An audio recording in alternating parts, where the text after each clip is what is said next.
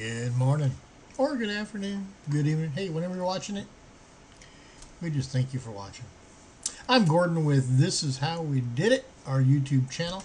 In this video today, we are talking about you wanting to put solar power on your house. You want to power your house with solar? We just did it. So hey, in this video we cover how we did it, from the panels to the combiner box, to the charge controller, to the battery array, to the inverter, to the sub panels that we put in. We cover the whole thing in this one video. We put a bunch of videos together that we basically, as we went along, we made little videos. Well, we combined them all together, so you have them all right here in one. So we have 30 panels up on the roof. They are 550 watts each.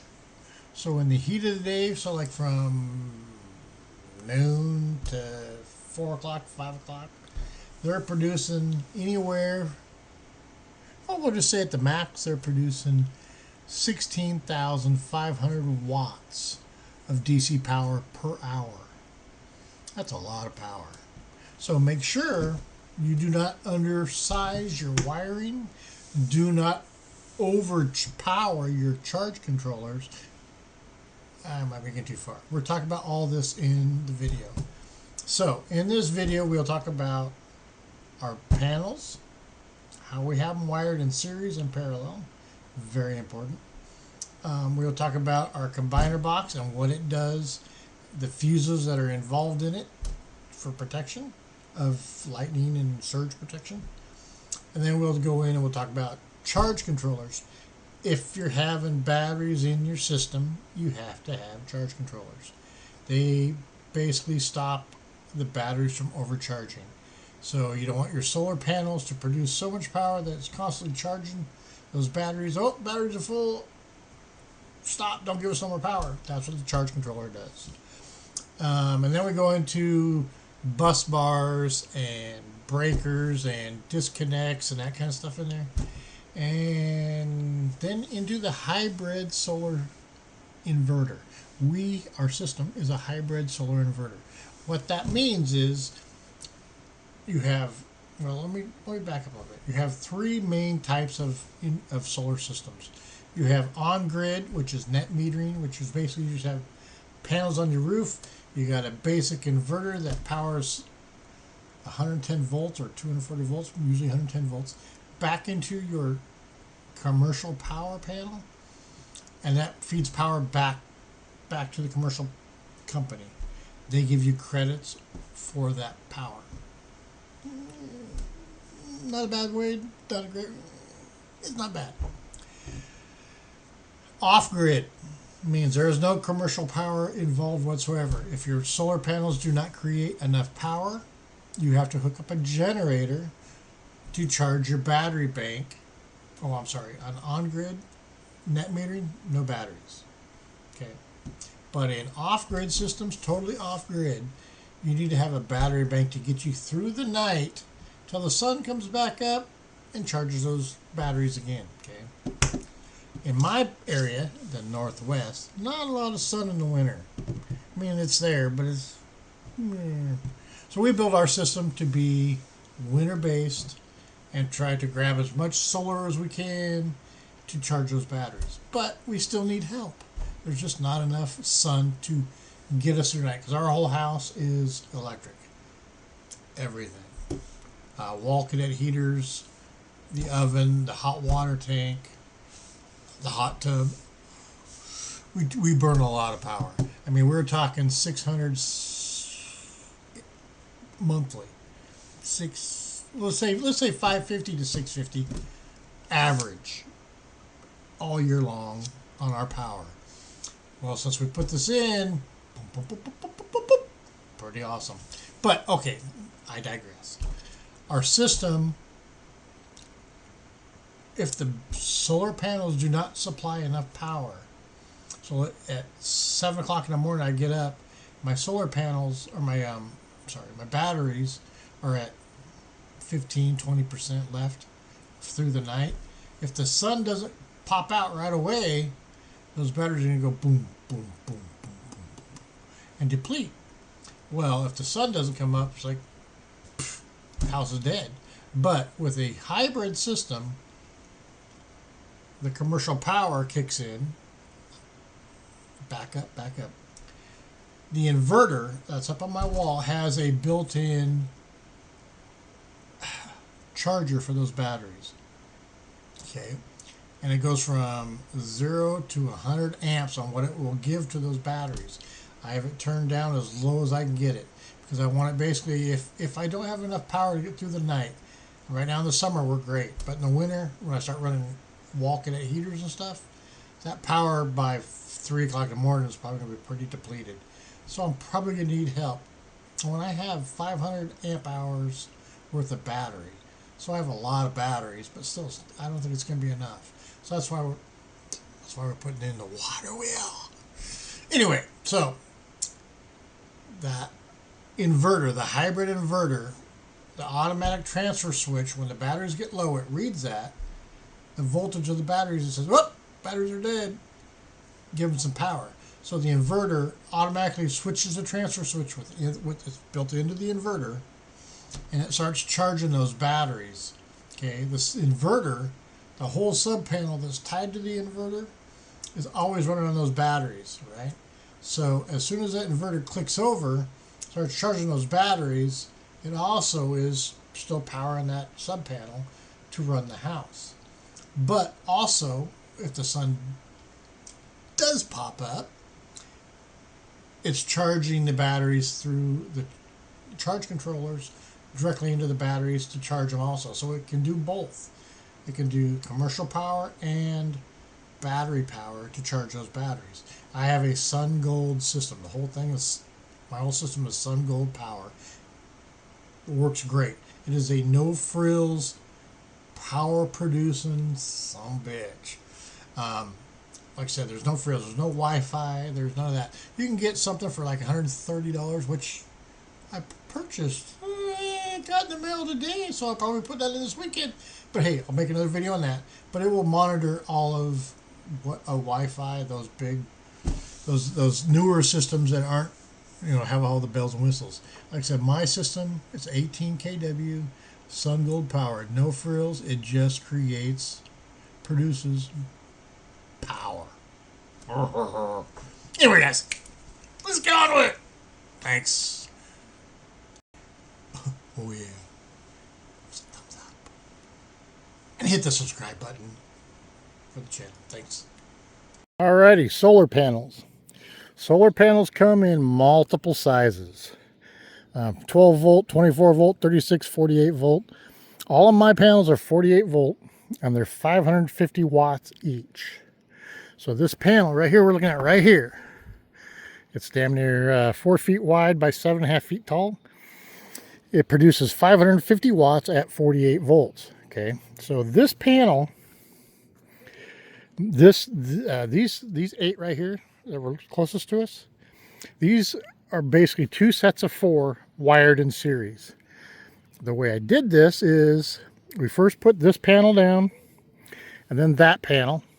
And we have a jumper that goes from here up to there, okay, to there. That puts these two, so I have a negative here and I have positive up here. So basically I have negative, the positive side, the negative side, and the positive side there, okay? So, and then up here, so if that's positive up there, that one has to be negative, positive, negative, positive, okay? So, let me back up a little bit. Not falling off this roof. Okay, so this panel here, we put this in. First thing we did is we ran a jumper from this side up to that side to tie them together, because when I did this, I made them top and bottom, the 4 top and bottom as a pair. And you can see why is the sun gets behind those trees. Those way down there, they start getting shade while these still have some power. And if I were to put like the 4 of these together this way, those panels down there would be dead. I mean, not dead. They'd have less sun than those ones up there, right? So these down here. I don't, in the daytime, like at 4:30 at night, the sun starts coming across this way, or the shade starts coming across. So anyway, I did them. I built my series like that. So it's the two bottom ones here and the two top ones, and it's that way all the way across. Okay, so I have those two plugged in right there, which is hot, positive to negative, and then that positive goes all the way up and runs over to the combiner box up here. Okay, then over here, that panel and that panel are plugged together, and then that negative that's right here runs up and goes over to the combiner box and plugs in. That is one set of panel arrays, 4 panels. And the next 4 are wired exactly the same in series, and then they get in the combiner box, and the combiner box then combines them and makes them parallel. The reason you do this is you set up your series like that, okay? It multiplies your wattage. So 550, 550, 550 watts, and 550 watts. That's 2,200 watts, okay? But 48, or let's say 50 volts, 100 volts, 150 volts, 200 volts. My charge controllers, and this is very important, I can't say more than enough, do not overpower your charge controllers. If you have batteries, you have to have a charge controller. If you don't have batteries, you don't need a charge controller. If you're just going on right into the grid, you don't need a charge controller. My system is a hybrid system that's off grid and on grid. I'll explain that to you later. So you've got to have, okay, so 2,200 watts between these 4 panels when the sun is out and they're max producing. 2,200 watts and 200 volts. My charge controllers handle up to 250 volts, okay? Now the second set array, that one, that one, that one, and that one, it's the same thing, 2,200 watts and 200 volts, almost 200 volts, okay? When you put them in the combiner box and put them parallel, it's now 4,400 watts for the 8, but your amp or your voltage stays the same. It doesn't go up. The watts go up, but the voltage stays at about 100, at max about 200, okay? Like I said, my controllers are 250 volts and 5,200 watts. So at these 8, I'm under the max amount that the controllers can handle, and that's important. Otherwise, your controllers will get hot and they could malfunction. They could, they could go into alarm and just shut off because you're overloading them with too much power. So that is the purpose of wiring in series, the 2 sets, and then into the combiner box. I have 4 combiner boxes because I have 32 panels, okay? There's 30 on this side and 2 on the other side. So that is panels. Again, they come in 12 volt, 24 volt, 48 volt. They don't come in 36 volt, 48 volt, okay? And you need to make sure when you buy your panels that you're doing the same thing. Everything has to be the same voltage when you're doing this. It's utmost, well, not so much panels. It's best to have everything the same voltage, okay? Otherwise, you're going to have to make sure that, you add everything up in your combiner boxes and just, so all mine are 48 volt. And it works great. All right, up to the next thing. Okay, the next thing we're going to talk about on solar panels is the cleaning of them. Just take a hose up or on the roof or whatever, just hose them down once a week, once every 2 weeks. Just keep the dust off of them. That will help immensely with your production. Alrighty, this is a combiner box. This is inside it. Mine are mounted sideways up on the top of my roof. I just happen to have this little kind of a small little gable wall here. It just worked out for me. So I have 2 solar arrays coming into here. Now I didn't do enough research myself. I found out that my charge controllers were not big enough to handle if I plugged everything into this. So I can only plug 2 arrays into this to stay below the voltage and wattage that my charge controllers can handle. But what we have here is we have fused. Well, this is all the inputs for the PV inputs right here. Okay. So they come in, they plug in. So this one and this one are being used. And you see all this jumper here. It's going into this breaker, which shuts it off from going back to the house, down to the charge controllers. But it also has this looped in fuse right here for surge. So this is a surge protector here, okay, which is hooked to the ground. So if I were to get like a lightning or get something up here with a surge, it would pop that and save the system and basically, you know, cut it off from the rest of the house. This is a charge controller. For the most part, there is not a lot of concern. I mean, other than what the surge thing will do, it's 40 amps max. So anyway, there's not that much for what, you know, there's not much of a limit on these. These aren't much for anything, but this is a combiner box. It basically takes this bundle I have right here is in series. It comes in, and in here it basically ties them together, and they call that parallel. So like I say, series the panels up. So those are in series, and then this combiner box combines them and makes them parallel. So that's a combiner box, short and simple. Just make sure you ground it out. So otherwise that surge protector up there isn't going to do you no good if you don't put the ground on it. And I think that'll do us. I mean, combiner boxes are pretty simple, but there's a lot of power in there. So you basically want to make sure they're locked up and not accessible to kids or anybody. All right, next thing. Okay, the next thing we're talking about is grounding your array. Now, there's a lot of people that say don't ground your array. There's some that say, oh, you have to ground your array. And by code, you probably have to ground it. The reason why they say don't ground it is because it's basically a magnet for lightning now up on the top of your roof. I mean, you've got ground rods there, and that's what it's for. But you need to do it. So this is how I did it. I used a bug nut, or let me swing around here. So, got my main number 6 ground wire coming down off the earth ground with 2 ground rods down over the edge of the house. Bug nuts wired in, so both sides of these are tied in to the ground assembly. And these are Casey clips.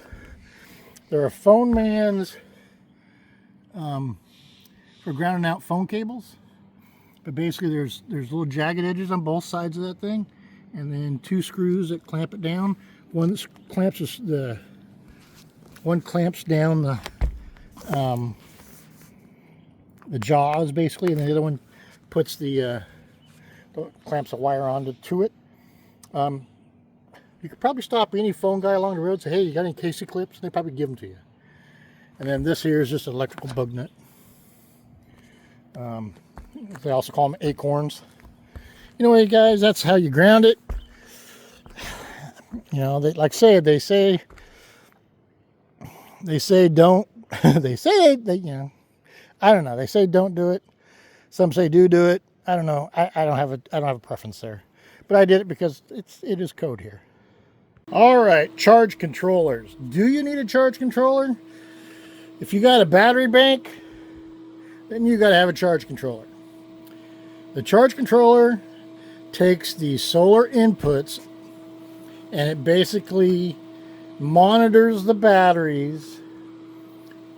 And when the batteries are fully charged or getting close to fully charged, they limit the amount of power that is pushed to the batteries. So basically, if the batteries are full, these will go down and start limiting how much power they let go through to the batteries. These down here, these are just basically on-off switches coming from the solar. So you've got your solar coming down, the PV wires coming down here, and then the positive side is going to these just shut off. So basically I can shut this off like this, like that, and that machine right there now does not see any power off the solar. Okay, turn it back on, and now it's back. It'll register that it has power. Okay, and then all these still have power. The sun's pretty much going down right now, so there's not much wattage there. But even with the sun going down or behind those trees, I'm getting 1,013, getting about almost 1,900 watts, and the sun's not even up really on them. It's just daylight. So those are charge controllers, and there's more videos in there to talk more about talks more about them. But your negative side of the batteries come in on one side inside of this. They don't come into the shutoff valve. Only the positive side does. And that's what they do, okay? That's charge controllers. All of my charge controllers, and eventually we're putting in a water wheel. The water wheel will come in here and tie into these bus bars, okay? So I'll come in here. So out of the charge controllers, they come into this bus bar. The negative comes to this side, positives come to this side, and then I have them coming into a 400 amp breaker. That breaker is the shutoff between my batteries and the charge controllers, okay? If I wanted to work on something, that's how I turn this off. I turn that off there. I can still leave these running, which there's really no purpose. So I could turn off all of those, and I could turn that off, and I could work on this, and it would be totally separated from the DC power, and it would also be separated from the charge controller power. Okay, so these are bus bars. I got those on Amazon. The set of them was like 25 bucks for both of them, and they're 400 amp bars. Okay. All right, so battery banks. These are 48 volt Sungold power, lithium ion. They're pretty good batteries. They're 100 amp hours each. So there's 500 amp hours there.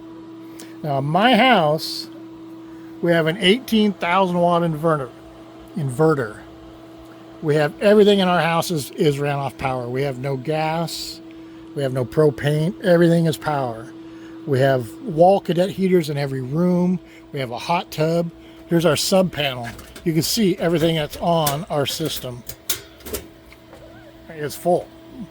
The only thing not on our system is the dryer and the oven and a couple wall cadet heaters in the living room, because we have a pellet stove, so we use that instead of those. So anyway, these 5, running the hot water heater, the hot tub, and everything, these 5 will get us through the night, and at 7 o'clock in the morning, we're at about 15% capacity left on them. So what that means to me is I want to get one more to give me about another 2.5 for my house, about another 2.5 to 3 hours worth of runtime. One more battery would give me, because of what my system does at night. So basically my hot water tank is on a timer. My hot tub is on economy mode, so it runs for about an hour and a half every 12 hours. And if it needs heat, it turns on the heater.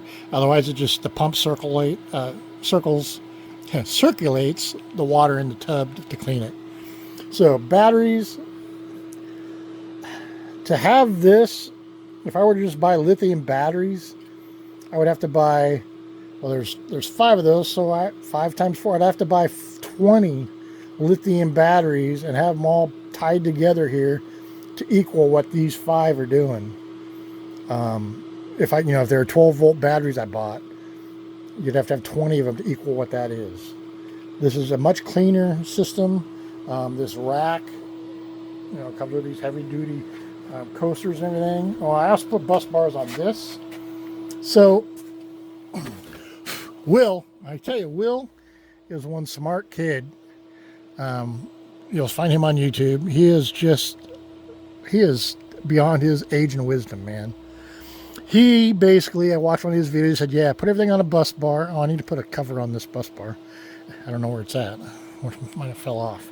Anyway, he said, you do not jumper from here to here to here to here to here, because when you draw power, it's going to draw it mainly from here, or whatever. He said, put it in a bus bar so it draws it all at the same time. So basically, I got one main cable coming from the breaker from over there on the charge controllers, and the other 2-aught cable goes up and feeds the inverter.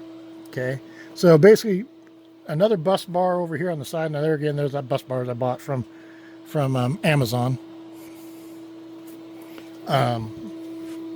Yeah, it just, so far I'm pretty happy with it. I'd like to have, actually I'd love to have a whole other set.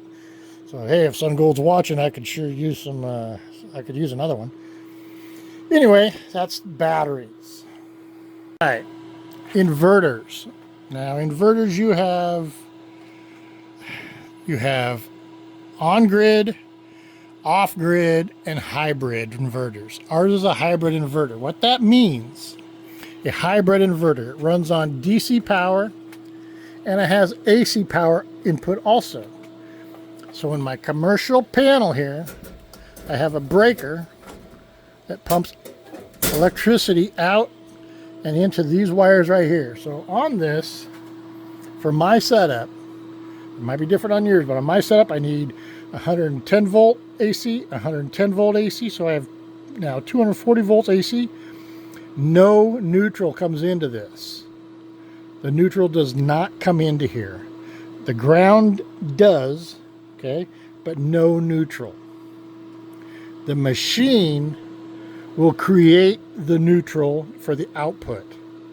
So on the output side, I have 110, 110, the neutral, and then this ground is just a chassis ground. So in case something in here shorted out, you're not going to get zapped touching it, right? It'll short it out and pop the surge protector. Down below are the breakers for the outputs. Okay, and then there again, I have another 400 amp breaker feeding this so I can shut it off and get into my batteries or do something and break it up. Okay, and then here's your on-off switch, your display. So this is a hybrid system. Well, then my output then goes over to my sub panel that I put in that has all the emergency, a lot of people call it emergency. I call it just what I want to run on solar. All of this stuff in my house is on this solar system. And the inverter, like I said, is 18,000 watts.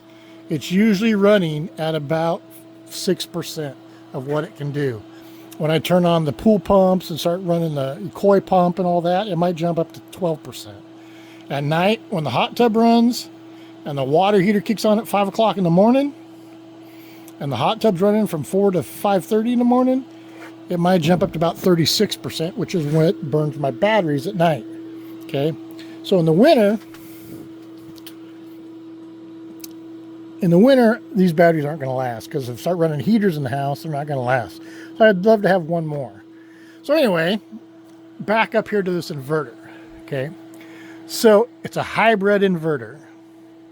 When these batteries go dead or get close to being dead, the inverter will automatically flip the generator, called the generator switch, but the switch to start pulling power from the commercial power line that I put in, these two right here, right? It'll start using the onboard charging system in here, which can go up to 100 amps on this machine. It'll start pumping power back out of these DC lines here and back into the batteries to charge these batteries if my solar is not running. I mean, if there's no sun or if there's snow up on the roof, basically the AC will kick in and charge the batteries via the charger. That is a hybrid inverter, and it just works great. Mine, this is a no frills, just a power creating bad boy. There is no, I mean, there's no app for it. There is no Bluetooth connection, no Wi-Fi connection. For this is just, it creates power, and that's all I wanted, something to create power. Now, if you have an on-grid system with it just basically, you have panels up on your roof, and then you have an inverter creating the power straight from the roof. Like these are coming straight from the roof right here, right? From the combiner boxes. So you'd have power straight off the roof going into an inverter, creating AC, and then you have a disconnect switch that is accessible from outside. So if something happens, PG or your commercial power, firemen can shut it off, so you're not energizing the lines going out in the street. Okay, so an on-grid inverter does not need charge controllers because you do not have batteries. Okay, an on-grid inverter is only creating power for you to sell or trade back to your commercial power company. And one thing about that, two things about that actually.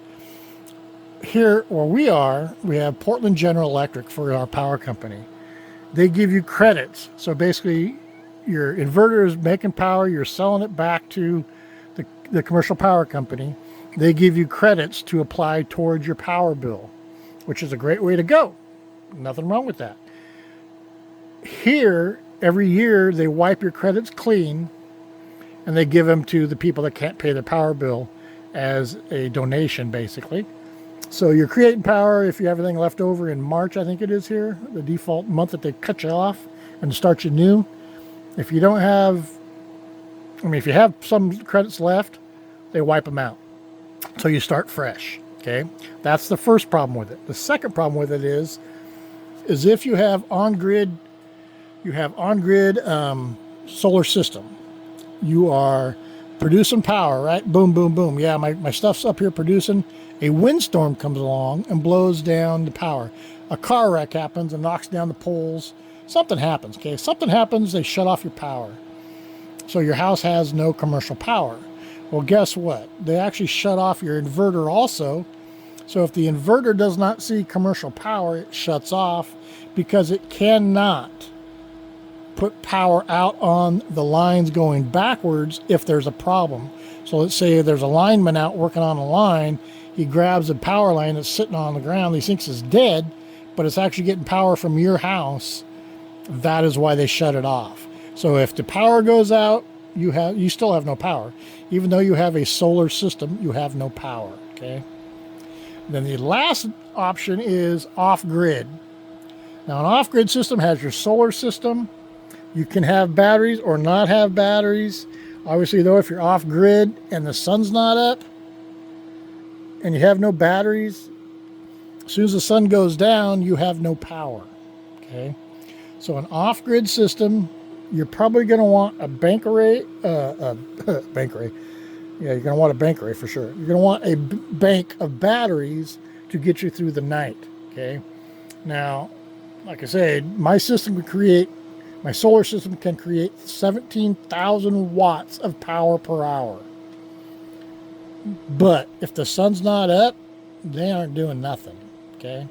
So a off-grid system, if you can tie it in also with a wind generator or a hydro water wheel or something that is running 24/7, a water wheel 24/7, wind, if it's windy, you get a little something out of it, you're gonna benefit from it. Because right now, mine creating 17,000 watts every morning. That commercial power kicks in and starts charging with my hybrid system here, starts charging these batteries. So what I did to combat that a little bit is on the bottom of this, there's a dial up there that says how much power you want to put out that charger to charge these batteries through the commercial power. Now, that is just commercial power. These are wired directly to it and charging it as soon as the sun comes. Like right now, it's giving them, that one's got 482 watts, 689, 344, 581. Like I said, the sun is behind a tree. So those are creating power right now, charging those batteries.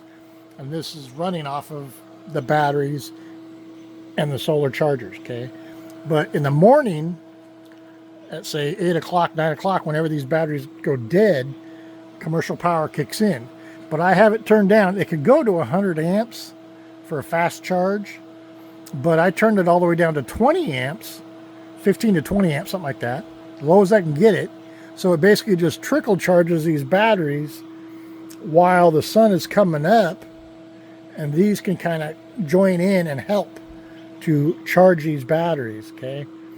But in doing this, hooking my hot tub to it and my water heater, which were about $4 a day to run on commercial power, well, let me go back. My house was taking $12 to $15 a day to run it during spring. Okay, I took everything off, and so the only thing on my commercial power now is the oven, the dryer, and the dishwasher that we're using right now. And it went from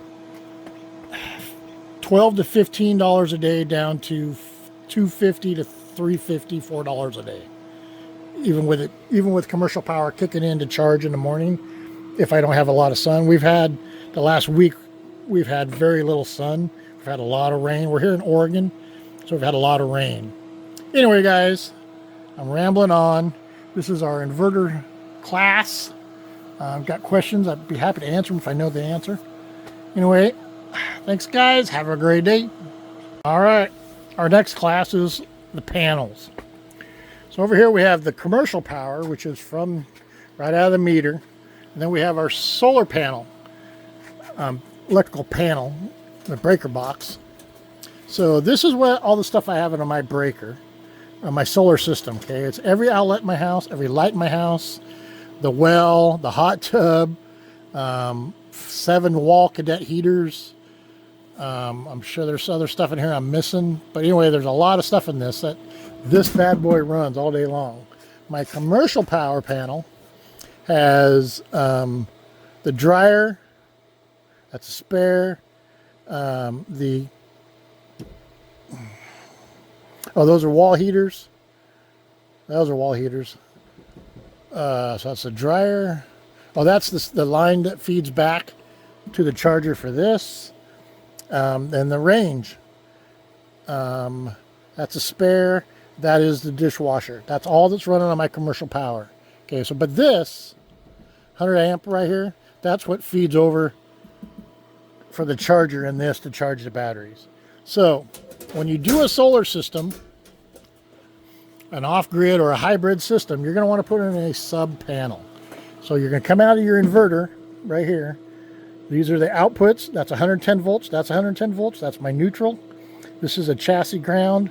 These over here on this side, those are the inputs out of the commercial power. Okay, those are coming here. It's just a 110, a 110. You notice there's no neutral here coming input, just the ground, which is all these grounds are tied to one ground, main ground rod, bus bar kind of thing. So this is the input, this is the output. The system will build or create its neutral, okay? So here's your neutral. So you do not want to run a neutral out of your commercial power into this. Just the 2 legs of hot for my panel, okay? 240 volt system. So this is the outputs going into this, the main breaker, the surge protector protecting it, and then all the stuff I have in it. So you're going to want to, there's videos in here of how we moved wires from this panel into this panel. But anyways, if you're going to put in a hybrid system or a off-grid system, that's how you do it. Or I guess in a off-grid, you wouldn't have commercial power. But if you're going to do a hybrid system, you're going to need a secondary panel, a sub panel. So guys, I think that's about it for our class right now. I think we got everything covered. Have a great day, guys. Thanks.